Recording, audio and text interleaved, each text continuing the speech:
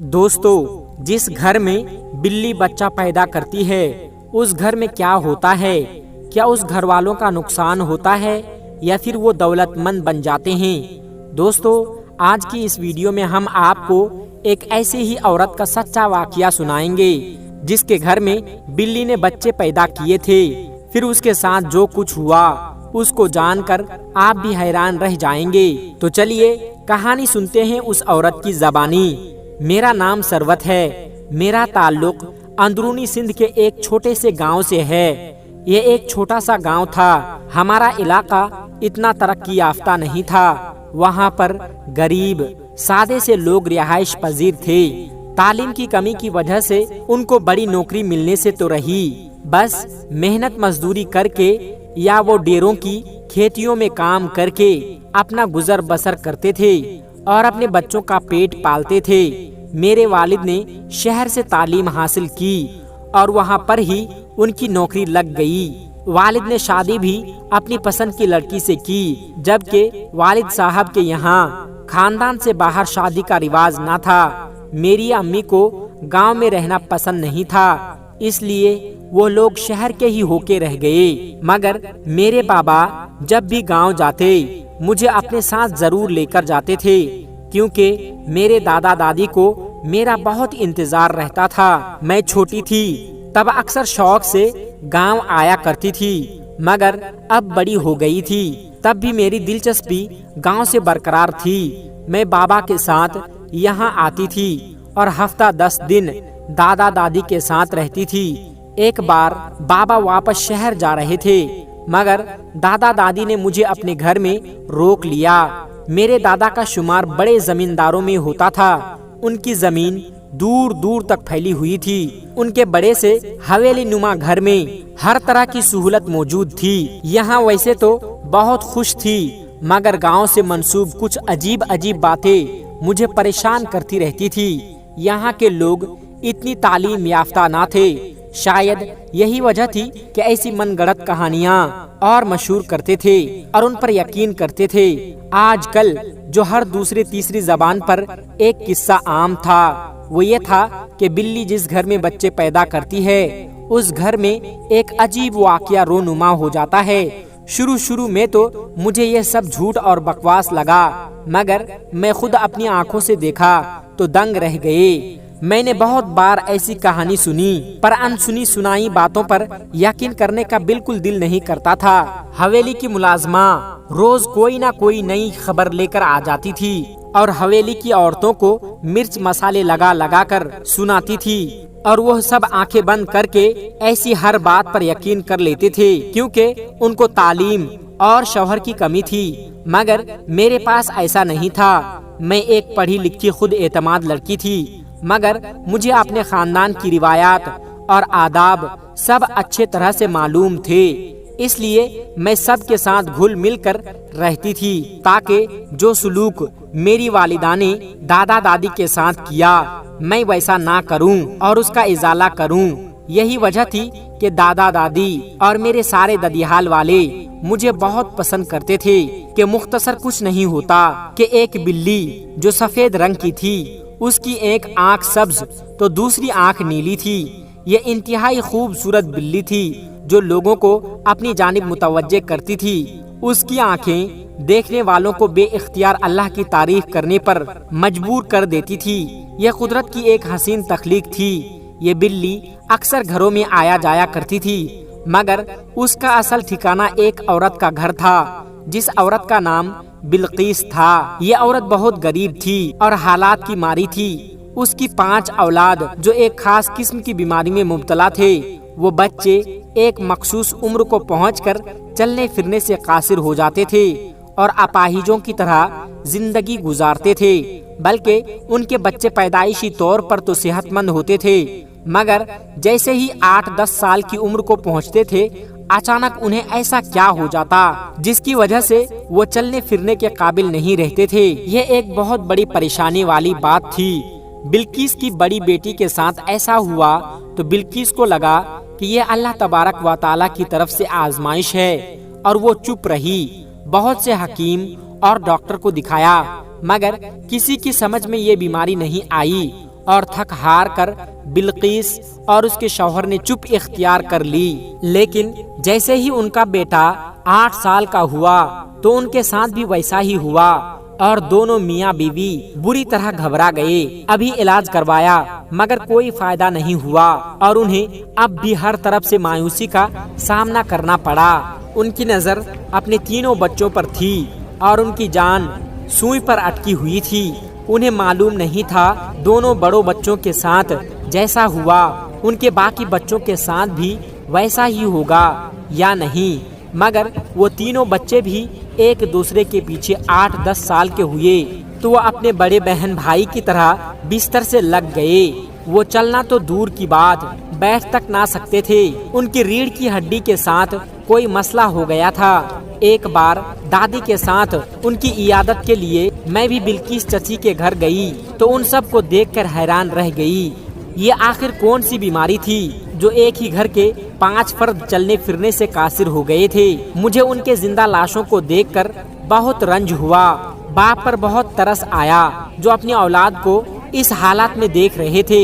بلقیس اور اس کے شوہر حفیظ بالکل نڈھال ہو گئے تھے اور پھر بھی اپنی زبان پر ناشکری کا ایک لفظ نہیں لائے اور اپنے اللہ تبارک و تعالی سے مدد مانگتے رہے۔ سارا دن اپنے بچوں کی دیکھ بھال کرتے رہتے تھے۔ ان کے لیے کھانے کے لیے بھی کچھ نہیں ہوتا کیونکہ ان کے پاس وقت نہیں تھا کہ زمین پر کام کرتے یا مزدوری کرتے۔ ان کے پڑوسی سے کوئی نہ کوئی ان کے گھر کھانا بھیج دیا کرتا تھا۔ میں نے دادی کو بھی اکثر کھانا کپڑے میں لپیٹ کر نوری کو دیتے ہوئے دیکھا کہ یہ بلقیس کو دے آؤ۔ ان کے گھر میں 5 بچے تھے جو زندہ لاش بن کر پڑے ہوئے تھے اور اب تو وہ جوان ہو چکے تھے اور آس بھری نظروں سے ان کی طرف دیکھتے رہتے تھے اور جب اپنی کمزوری کی وجہ سے مایوسی کی باتیں کرتے کہ والدین پر بوجھ بن کر بیٹھے ہیں، نہ زندوں میں شمار ہوتے ہیں نہ مردوں میں شمار ہوتے ہیں، یہ کیسی بے بسی ہے، اس سے اچھا ہے کہ ہم 5 مر جائے، اپنے ماں باپ کے لیے آسانی پیدا کرے۔ تب بلقیس دل ہی دل میں روتی رہتی تھی مگر اپنے بچوں سے کہتی تھی تم لوگ بھلے ہی مایوس ہو جاؤ، میں اپنے رب سے مایوس نہیں ہوں، مجھے اپنے رب پر یقین ہے، تم 5 کے 5 صحت یاب ہو جاؤ گے اور پھر سے اس آنگن میں گھومو گے۔ تب حفیظ نم آنکھوں سے اپنی بیوی کی طرف دیکھتا اور اللہ تعالیٰ سے دل ہی دل میں دعا کرتا تھا بلقیس کا یقین قائم رکھنا، کبھی ٹوٹنے نہ دینا۔ جس دن بلقیس کا یقین ٹوٹا اس دن وہ خود بھی ٹوٹ جائے گی۔ تبھی اس خوبصورت بلی نے بلقیس کے گھر کا رخ کیا۔ اب سارا دن بلقیس کے گھر میں وہ بلی رہتی تھی کیونکہ اس کے پیٹ میں بچے تھے۔ بلقیس بلی کا بہت زیادہ خیال رکھتی تھی، اسے بھی کھانے میں جتنا حصہ بن پاتا تھا دیتی تھی۔ یہ بلی بھی عام بلیوں کی طرح نہیں تھی، وہ لوگوں کو بالکل تنگ نہیں کرتی تھی اور اس پر سب کو پیار تھا۔ اس نے 3 خوبصورت سفید رنگ کے بچوں کو جنم دیا اور حیرت کی بات یہ تھی کہ اس کا بیٹا حمید جو بیٹھا تھا، اس کے شوہر نے دیکھا کہ وہ اپنی جگہ پر ان کا بیٹا اٹھ بیٹھا تھا اور یہ اس کے شوہر کے لیے بہت بڑی بات تھی اور ان کو سہارا دینے سے وہ چلنے لگا۔ یہ دیکھ کر دونوں میاں بیوی سجدے میں گر پڑے اور اپنے رب کا شکر ادا کیا کہ پورے 10 سال بعد ان کا بیٹا چلنے لگا تھا۔ حامد کا یوں چلنا اپنی بہن بھائیوں کے لیے امید کی کرن ثابت ہوا۔ وہ لوگ بھی بول پڑے تھے کہ اگر حامد چل پھر سکتا ہے تو کیا پتا ہم بھی پھر سے چلنے پھرنے کے قابل ہو جائیں۔ بلقیس کے گھر سارے گاؤں والے جمع ہو گئے، سب حیرت اور خوشی سے حامد کو دیکھتے جاتے اور خوش ہوتے جاتے اور آتے جاتے سب کی نظر اس بلی کی خوبصورت بچوں پر پڑتی تھی اور ہر کوئی اسے ستائش سے دیکھتا رہتا تھا اور سراہتا رہتا تھا اور حامد بھی اپنے چھوٹے چھوٹے بہن بھائیوں کے کام کرنے لگا مگر اس کے والدین اسے کام کرنے سے منع کرتے تھے۔ اب حفیظ چچا بھی دادا کی زمینوں پر کام کرنے لگے تھے کیونکہ اب گھر میں بلقیس کے ساتھ حامد تھا۔ زمینوں پر حامد سے مشقت والا کام نہیں کرواتے تھے کیونکہ وہ بہت عرصے بعد اچھا ہوا تھا، کہیں پھر سے بیمار نہ پڑ جائے۔ 6 ماہ گزر گئے، سفید بلی پھر سے امید سے تھی اور اس نے رات کے پہر 4 بچوں کو ایک ساتھ جنم دیا تھا۔ بلقیس بہت نرم دل عورت تھی۔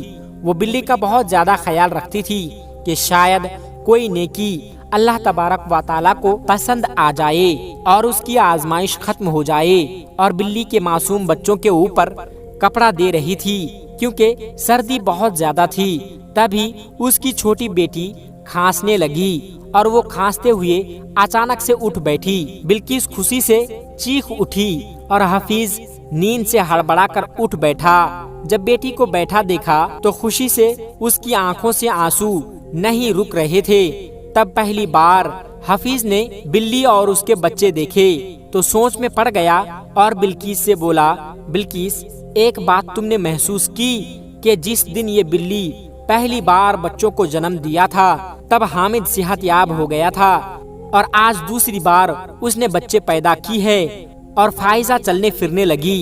یہ اتفاق ہے یا اس بات کا کوئی کنیکشن اس بلی سے ہے؟ کہیں ایسا تو نہیں کہ یہ بلی ہمارے لیے مددگار ثابت ہو رہی ہے اور اس کے بچے ہمارے لیے خوش بختی کا ضامن ہو کر آتے ہوں؟ شوہر کی بات پر بلقیس چونک گئی اور غور سے بلی کی طرف دیکھنے لگی۔ اسے یہ بلی کوئی عام بلی نہیں لگ رہی تھی اور بلقیس بہت زیادہ خوش ہوئی تھی۔ اب بلی کا اور خیال کرنے لگی تھی تاکہ بلی اس کا گھر چھوڑ کر کہیں اور نہ جائے۔ یہ جنگل میں آگ کی طرح پورے گاؤں میں پھیلنے لگی کہ وہ سفید بلی جب بچے پیدا کرتی ہے تب بلقیس کے گھر کا کوئی فرد ٹھیک ہو جاتا ہے اور چلنے پھرنے لگتا ہے۔ ضرور اس بلی میں خاص بات ہے، یہ کوئی عام بلی نہیں ہے۔ اس بلی میں کوئی فرشتہ ہو جو بھیس بدل کر آتا ہو۔ ایسی ہزار باتیں ہر خاص و عام کی زبان پر جاری تھی اور حویلی والے بھی اس بلی کو دیکھنا چاہتے تھے۔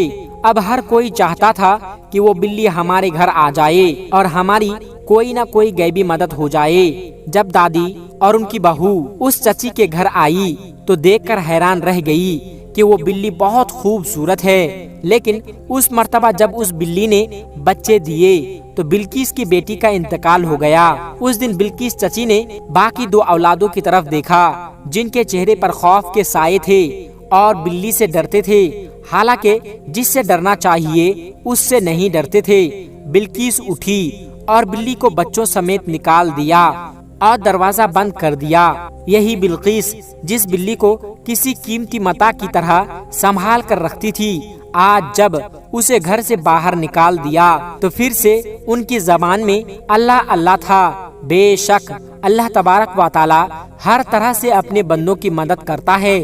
اللہ تعالیٰ کو بلقیس اور حفیظ کا صبر پسند آیا اور ناشکری کر کے اپنے رب کو ناراض نہیں کیا اور اپنی آزمائش پر پورے اترے تھے۔ جب اللہ تعالیٰ نے ان کی مدد کرنی چاہی، ان کی آزمائش ختم کرنی چاہی، تو وہ لوگ گمراہ ہو گئے اور جس سے امیدیں رکھنی چاہیے تھی، جس کا شکر ادا کرنا چاہیے تھا، اس کو بھلا بیٹھے۔ تب اوپر بیٹھی ذات بھی جلال میں آ گئی اور بلقیس کی آنکھیں کھول دی، اور بلقیس نے اپنے رب سے رو رو کر اپنی غلطی کی معافی مانگی اور اللہ کی بارگاہ میں اس کی دعا قبول ہو گئی۔ اس کی ساری اولادیں صحت یاب ہو گئی تھی۔ پچھلی قوموں پر بھی تو اس لیے اللہ کا عذاب نازل ہوا تھا کہ وہ اللہ تعالیٰ کی بجائے غیر اللہ کی پرستش کرتے تھے۔